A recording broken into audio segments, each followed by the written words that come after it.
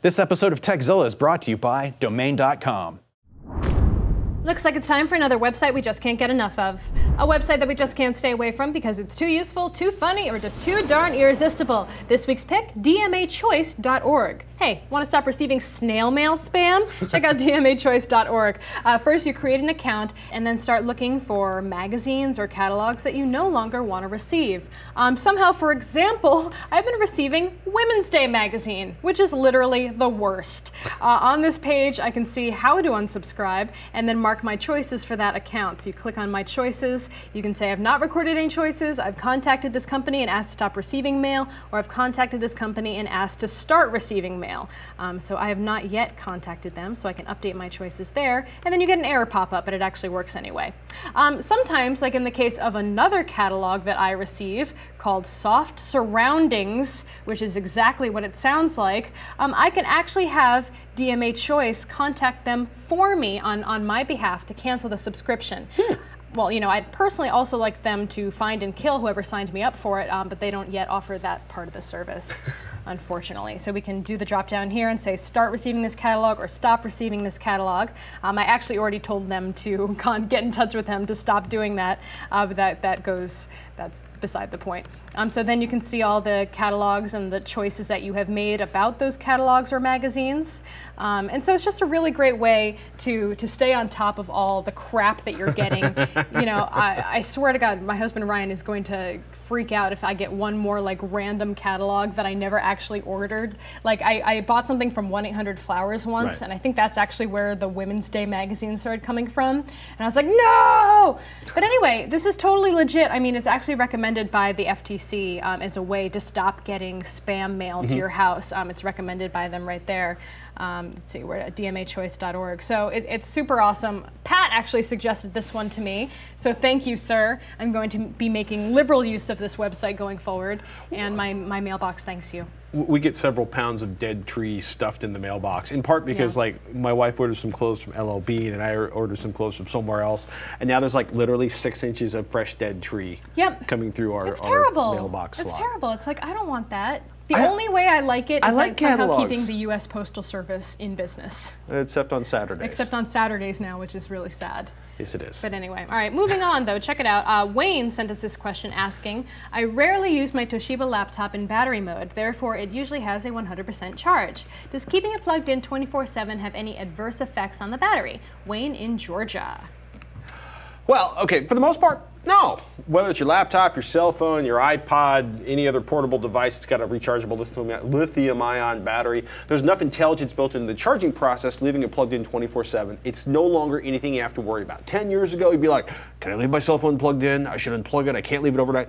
Don't sweat it. Today, you are good. By most counts, though, really storing it for several months with a full charge, much more of a problem for your notebook's battery than leaving it plugged in all the time.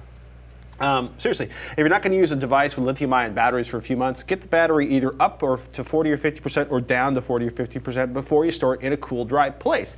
That said, I think, you know, because Apple got hammered so hard on the iPad battery replacement thing, they've done a pretty good job of communicating across all of their devices how best to take care of stuff. I follow Apple's recommendation that you charge and discharge your laptop's lithium-ion batteries at least once a month. Be honest with you, I regularly unplug my laptop, use it unplugged around the house, around the office. I do this with my Windows laptops and my MacBooks. You kind of exercise the battery a little bit. It's good for sort of the circuitry that monitors the battery life. I think it's good for the batteries themselves. If you want to get your geek on. I actually have it in my calendar. Really? It says on my calendar, like, discharge battery day. And so really I just funny. don't plug it in that day and use it until it dies. So Example. yeah, you can actually do a little battery life setting in there.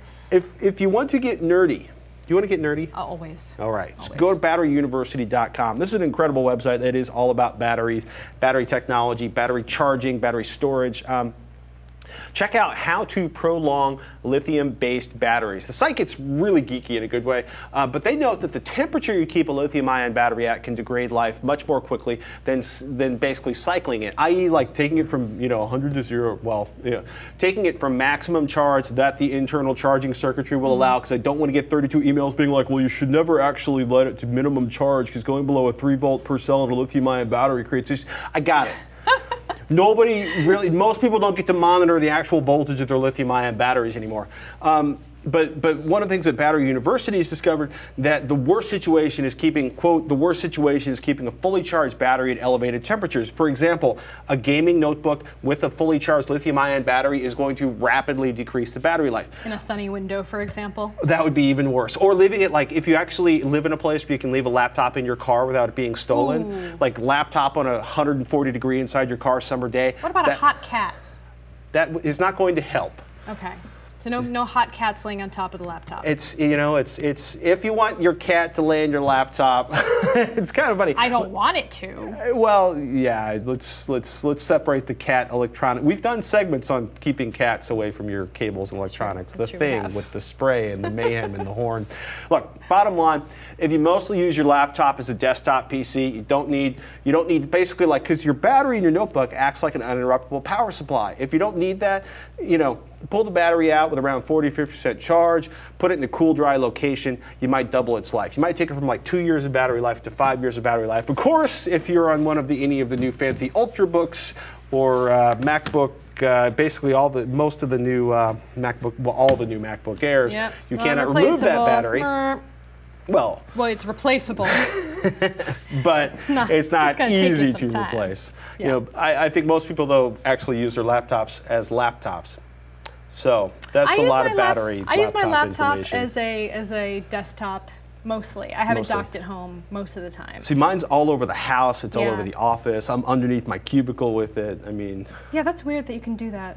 It's a pretty tight squeeze, but it looks comfortable. It's my happy place. It's like being let's not even go there. Got a battery question? Email us or post it on post comments in a YouTube video. Yeah. We'd like to see that. YouTube.com/TechHD. Post comments. We're going to be answering those. We got more of your emails to come. But first, let's take a moment to thank one of our sponsors. Need a new domain name? Then consider registering a .com. We all know that the .com domain name is the original and the best. It's globally understood, and it gives your website immediate credibility no matter what name you choose. And the best place to find a new .com domain is at domain.com. Here at Tekzilla, we like domain.com because they're affordable, reliable, and easy to use. Plus, domain.com's active social media presence on Twitter at domain.com and their great customer support makes it a fun place to do business. Not enough? What about an awesome coupon code with a big 20% off discount of domain.com's already low prices? All you need to do is use the coupon code Tekzilla when you check out at domain.com. And that's 20% off, people. Big time savings. And don't forget to give the Tekzilla coupon code some love. And when you think domain names, think domain.com, and that's a .com.